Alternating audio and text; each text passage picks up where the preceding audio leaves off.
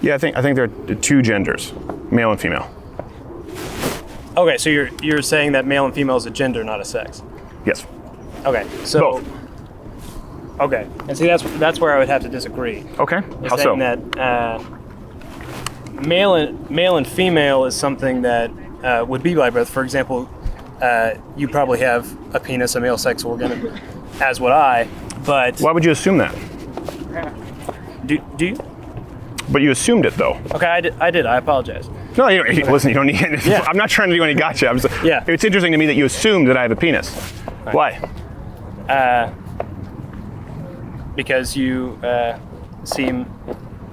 I don't know, man. Is it because of a societal construct? Yes. That's why? Yes. It wasn't because of my bone structure or my penis bulge. Well, that male and female is different than being a man or a woman. Okay. And the fact that we have, as a society, created man and the male gender roles, and just as women gender roles, just as we would anything else, the same way that we would say that I don't know, that music is good, or that we have created it to place people into roles. And so I'm saying that if you were male or female, if you identified more as a man and the gender roles that go with being a man, that you have that. So you're saying that sex and gender are very different. Yes. Okay, I understand. So that's your premise. So that's based on kind of modern gender theory. When did that start? I wouldn't know. Okay. So why? Let me ask you this before we get to the history. Why do you accept that premise? Because it makes the most sense to me. The argument that we've created roles such as being feminine, and we have associated it with being female, as opposed to being female is being feminine. Sure. You understand that there are inconsistencies there. For example, with your presumption of my penis. Let me ask you this then: how many genders are there? I would say we would say that there are two genders, being man and woman, Okay. and then that there would be people that don't accept either of those, and that would be in a X or non-identifying category. But what's the number? How many genders are there? I couldn't tell you. Isn't that important? I mean, the point is that before 1948 with Simone de Beauvoir, and then Judith Butler with modern sort of postmodernism feminism theory, gender and sex were effectively interchangeable. You can even look on legal documentation, depending on the permit, they are legally interchangeable. I mean, this is the way it's been with societies for millennia. We've had male and female.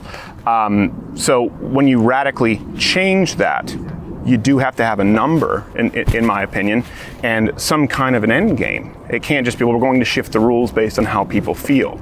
So I can understand if someone says, hey, you're wrong, that there's a difference between sex and gender, but the burden of proof at that point would be on the person asserting that they're different to tell me how many genders there are. Because we as a society, right, have to know this. We have to function within certain parameters. And I would say that those parameters for gender would be whatever that person wants those parameters to be. If they identify as a man or a woman, or they don't identify, that would be their prerogative, and that it's not my place or your place to tell them that they have to identify with being a man even if they are male, or they have to identify as a woman even if they are female. But we do that all the time.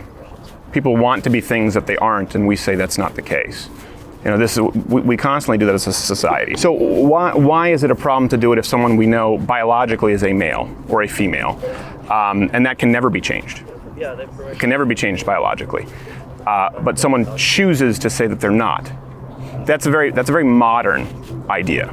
And the question is, why do we now have to subscribe to that? And then it gets into the idea of compulsion of compelling language, gender pronouns, what's allowed, what's hate speech, right? It's a fundamental retransformation of society based on, from what I'm hearing from you, unless I'm mistaken, abstracts. I haven't heard a number. I haven't heard what defines male or female. Yes. Only how people feel. And to me, that's not very convincing or conducive toward a productive society.